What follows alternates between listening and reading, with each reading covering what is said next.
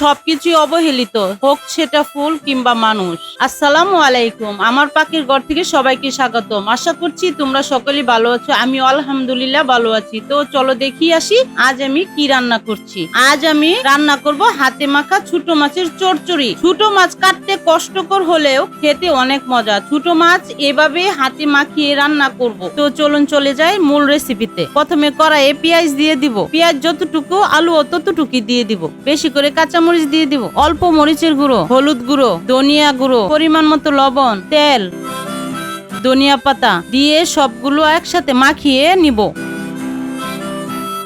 মাখানো হয়ে গেলে অল্প পানি দিয়ে মাছগুলো বিছিয়ে দিয়ে দিব।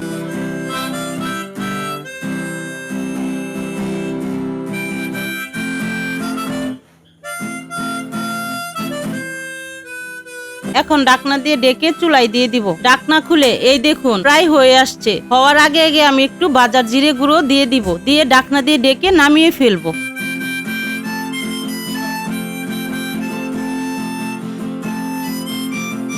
তো এই ছিল আজকে স্পেশাল ছোট মাছের চচ্চড়ি রেসিপি। খুব সহজে রান্না হয়ে যায় আর খেতেও তো দারুণ সুস্বাদু। আশা করি আপনাদের রেসিপিটা ভালো লেগেছে। আপনারা বাড়িতে ট্রাই করে দেখুন আর কেমন হলো সেটা অবশ্যই কমেন্টে জানাবেন। ভিডিওটি ভালো লাগলে একটা লাইক দিন, শেয়ার করুন আপনার বন্ধুদের সঙ্গে। আর এমন আরো রেসিপির জন্য আমার চ্যানেলটা সাবস্ক্রাইব করতে ভুলবেন না। আজকের মতো এখানেই শেষ করছি। আবারও দেখা হবে নতুন কোনো রেসিপি নিয়ে। সবাই ভালো থাকুন, সুস্থ থাকুন। আল্লাহ হাফেজ।